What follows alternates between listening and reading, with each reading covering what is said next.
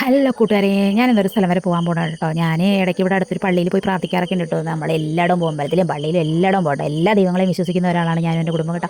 അപ്പോൾ ഞാൻ ഇന്ന് എന്തായാലും പള്ളിയിൽ പോവാണ്. പള്ളിയിൽ വിളക്കൊക്കെ ഉണ്ട്, ആ വിളക്കൊക്കെ കത്തിച്ചു. അവിടുത്തെ ഒരു നേർച്ചയാണ് ഈ വിളക്ക് വെക്കുന്നത് കേട്ടോ. അപ്പോൾ നമ്മൾ 9 വിളക്കൊക്കെയാണ് കണക്ക് പറയുന്നത്. അപ്പോൾ ഞാൻ എല്ലാം ഒരു 3-4 ട്രിപ്പൊക്കെ എടുത്ത കേട്ടോ. ഇപ്പോൾ വീണ്ടും എടുത്ത് തുടങ്ങി. അപ്പോൾ അതിന് വേണ്ടിയിട്ട് ചൊവ്വാഴ്ച ദിവസമാണ് ഇവിടുത്തെ പൂജ കേട്ടോ. അപ്പോൾ നമ്മൾ ചൊവ്വാഴ്ച ദിവസം പള്ളിയിലൊക്കെ പോയി ഈ പള്ളിയിൽ പോകുന്ന ദിവസങ്ങളിലെല്ലാം ഞാൻ മീൻ വാങ്ങിക്കാൻ പോകാറുണ്ട് കേട്ടോ. 400 രൂപ ഓട്ടോ കൂലി കൊടുത്ത് മീൻ മേടിക്കാൻ നിങ്ങൾ ആരെങ്കിലും പോകാറുണ്ടോ? പക്ഷേ ഞാൻ പോകാറുണ്ട് കേട്ടോ. ആഴ്ച 2 പ്രാവശ്യമെങ്കിലും പോകും. കാര്യം നല്ല ഫ്രഷ് മീൻ കിട്ടണമെന്നുണ്ടെങ്കിൽ നമ്മൾ ആ 400 രൂപ കൊടുത്ത് തന്നെ പോയേ പറ്റുള്ളൂ കേട്ടോ.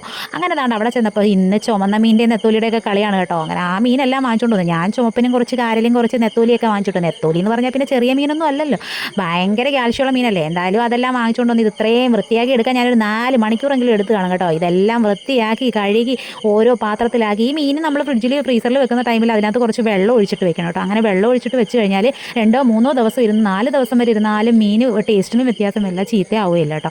പിന്നെ അതെല്ലാം കട്ട് ചെയ്ത് ഞാൻ ഈ മീൻ പുറത്തുകൊണ്ടാണ് കട്ട് ചെയ്തത് കേട്ടോ. നിങ്ങൾ തെറ്റിദ്ധരിക്കൊന്നും വേണ്ട കേട്ടോ. പിന്നെ അതെല്ലാം കട്ട് ചെയ്ത് നമ്മൾ ഫ്രിഡ്ജിലോട്ടാക്കി.